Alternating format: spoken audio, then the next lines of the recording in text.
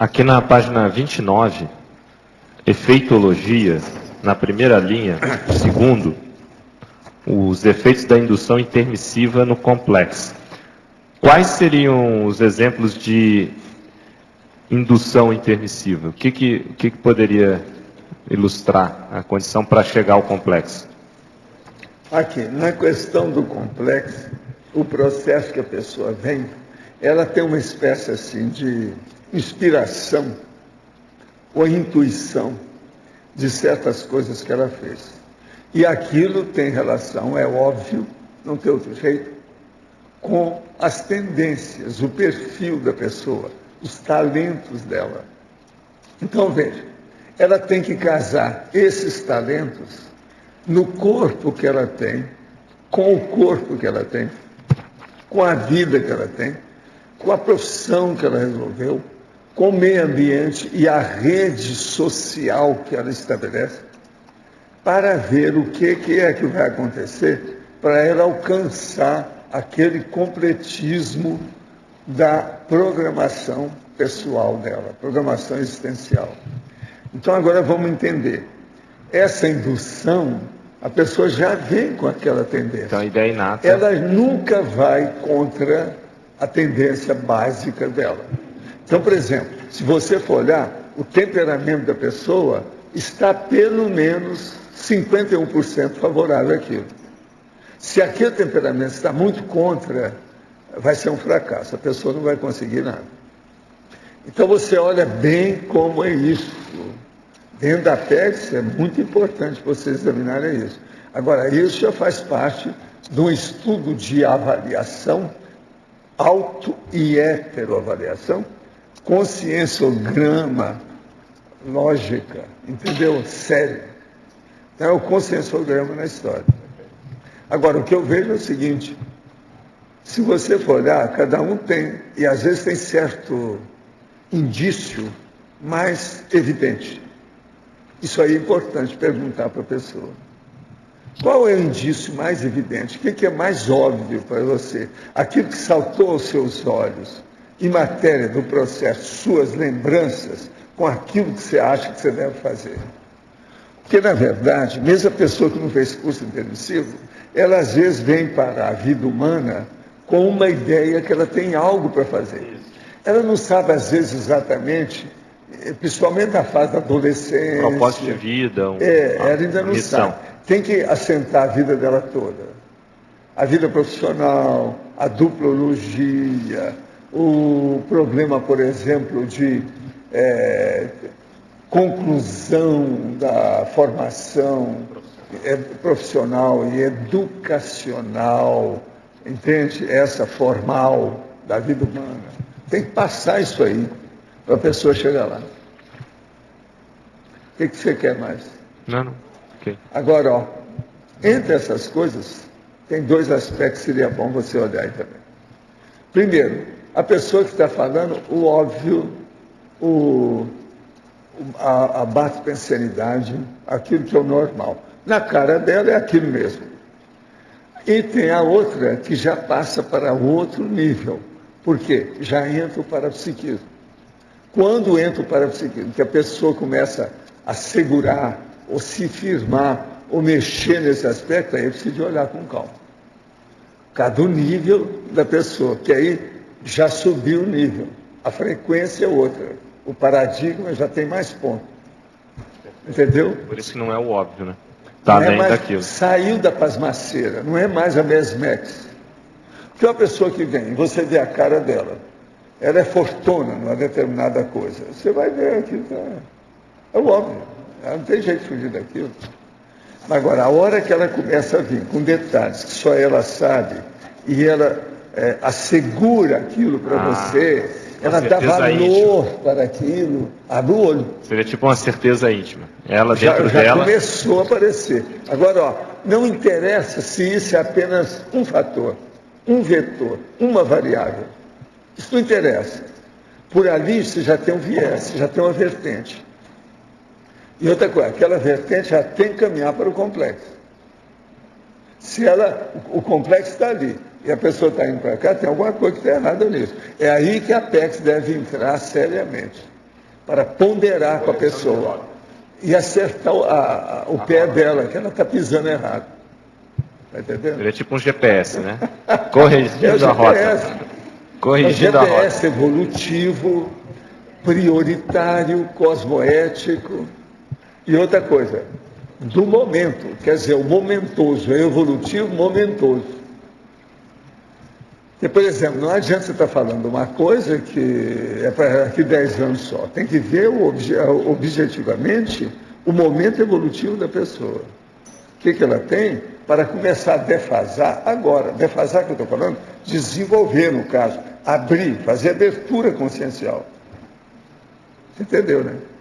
Agora, por exemplo, esse verbete hoje, ele é muito bom para a pessoa pensar nos tipos de recursos. É aquilo que eu falei, recurso, alto, mega recurso, reto, recurso. Quer dizer, o recurso atual, o recurso pessoal, o recurso grandão e o recurso anterior, antigo. Aquele que já tem raiz no temperamento. O reto recurso, geralmente, já tem raiz no temperamento. Agora, para a grande maioria nossa aqui, a gente estava olhando, acho que só entra o 12, né? Dentro da taxologia que você colocou. 12. Acho que para a grande maioria aqui é o 12 que a gente se salva. Esse aí é né? o óbvio. Mas agora tem outros que entram aqui, que não é assim, não. Não? Dos 5, exclui os 5. Que esse aí é pedir muito. Entende? Os 5 eu já falei, você já viu. Agora, os outros não. Por exemplo, autocons magnus. Tem gente que às vezes está bem dentro daquilo. Eu estou dizendo pela maioria. Autobiografia. Tem alguns que já têm retrocognição muito séria. Agora, automacrosoma. Tem muita gente com macrosoma aí. Uns são boboca, mas outros já sabem. Como é que fica? Então tem que dar um desconto. Automultidimensionalidade consciente. É muita gente aqui que já sabe disso. Autoparagenética. A maioria admite o processo. Autoparaprocedência sadia. A maioria está. A pessoa que nunca foi possessa. Está entendendo? Então, por aí, você vê, tem 7, não é um que você falou, não. 5 é que são bravos, mas 7 você aguenta. Uma boa parte aqui já está nessa. Então, veja, 7 para 5 é 51%. Tá certo? Estou falando 51%, porque eu sou bonzinho, sim, mas na verdade é 60%. Ficou claro isso aí? Pode falar, Marlon. Tem aqui o número 7 dessa mesma listagem que o Lógico está falando, da autoparagenética. A gente pode considerar um recurso desse porte quando a gente ganha um cérebro físico na genética que consegue transpor parte dessas parasinapses? A gente pode considerar que foi um recurso? Tudo é recurso. Né? Uma outra coisa, às vezes tem recursos extras, que são os extrapolacionismos. Isso acontece demais. Agora, com esse monte de amparadores extrafísicos que nós temos aqui, esse ambiente aqui, sabe? Até um certo ponto está havendo assim uma extravasão do processo. Arvaldo, você fala que o mais importante não são as sinapses, são as conexões, né? São as conexões. Você fala que as conexões. Pois então, mas a sinapse é justamente para isso. É isso. É o negócio do Cantel lá, o Eric Cantel. Acho que são as interrelações, do acho que você dele. fala. Nas interrelações que você fala que não adianta nada ter um monte de informação, mas que a gente não consegue interligar essas informações. Então, esse cérebro físico... Essa interligação é que leva a pessoa para as confluências sadias. As homeostases evolutivas. Sem isso é difícil. Porque pode acontecer da pessoa trazer um paracérebro razoável de informação e ela não conseguir fazer o download de tudo, né? Depois, assim, a hora que eu cheguei aqui de cima dos meus 80 anos, olhando para baixo. Do alto. Então, o que é que eu vejo? Eu olho o seguinte, não é fácil segurar isso tudo e ver como é que é. Então, por exemplo, na verdade, eu tenho mais de 60 anos de parapsiquismo na cuca. Eu, de vez em quando, fico pensando nisso, porque o enumerador mesmo fala para eu pensar nisso. Ele fala para mim assim, olha, você está numa situação que eu não estou, mas essa é a seu favor e é contra mim. que é o problema de eu ter recurso de rememoração como homem, respirando nessa dimensão. E ele não, ele está lá. Lá não tem vantagem nenhuma. Me deixa lá que eu engulo. Você está entendendo? Aqui é que aparecer, dentro das minhas possibilidades, no meu universo, dentro da minha limitação, meu parâmetro, a minha raia de atividade. Agora, então, veja, é isso que vocês todos têm que pensar. Você, por exemplo, você tem que começar a pensar muito nessas coisas. Por exemplo, dentro do processo artístico, veja o seu parapsiquismo. Você já era, mas veja, você não levava por aí, porque a arte embanana a cabeça da pessoa, ela fica confusa, ela fica superficial devido ao psicossoma. Agora, a hora que você começou a ver as coisas, e você admitiu muito, desde que eu encontrei com você, que falei umas verdades, você, na mesma hora, acertou o corpo, deu jeito. Só pedi 6 meses, né, Valdo? Falei, me dá 6 meses de prazo para metabolizar. Aqui, ó, chamei a vergonha na cara dela, ela mudou muita coisa. E outra coisa, artista não é assim. Você vê que o seu processo era parapsíquico puro. Outra coisa, o que a Chantal falou era justamente isso para você. A sua afinidade com ela era justamente o processo parapsíquico. Ela viu o alcance disso. Tanto que quando ela me conheceu, Valdo, ela tinha já 70, ela dizia que tinha 70. E eu estava com 30 e poucos anos. Ela me falava assim, você é que vai resolver isso, você é que vai entender, você é que vai explicar. Eu não sei, você é que sabe. Ela me transferia toda a responsabilidade como se eu soubesse aquelas coisas. Ela falou para eu criar um centro espírita na França, você pode imaginar isso? Que situação. Ela já tinha visto o processo parapsíquico seu. Ela passou tudo para mim. Eu vi isso também desde o início.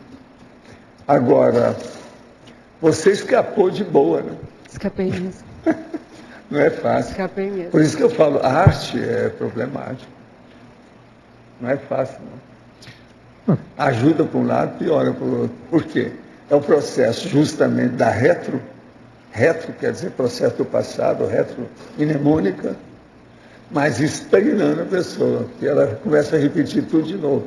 E outra coisa, a tendência da arte é levar tudo para a infantilidade. E automimese, tudo chama para isso. Agora, é uma automimese que perante a sua realidade como consciência e com curso intermissivo, é totalmente infantilizada.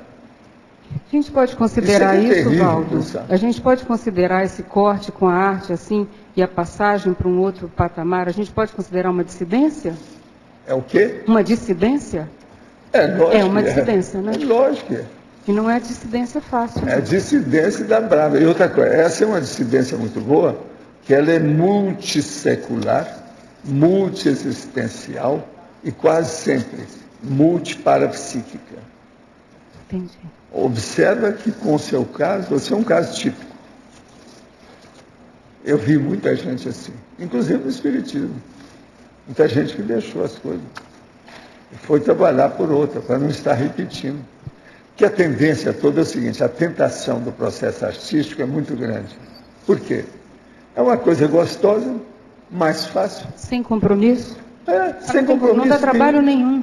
Outra coisa, não tem nenhum acerto matemático de nada. Não tem compromisso. Então é uma criancista danada, é cozinhadinho. É muito fácil. Vamos brincar de cozinhadinho, isso é arte. É terrível a gente pensar nisso, mas é a verdade. Isso aí. Agora, o que é duro é passar essa realidade para os outros. Entende? Você, na sua condição de maturidade, falar para aquele que às vezes é até mais velho do que você e que está imaturo igual a criança. Lembre-se da sua parente com a sua filhinha, a hora que foi a Paris, e que as duas juntas, aquilo, eu falei para você, amor, deixa eu ver o que é que você está vendo. Virou uma criança igual. É impressionante, né? Agora veja, ali tem uma tendência artística. Senão eu não ficaria no mesmo nível que a neta. Até hoje. Até hoje. Mas agora, veja, esse é o caminho da Alzheimer, esse negócio todo. Agora, é de pensar. Isso aí chama atenção.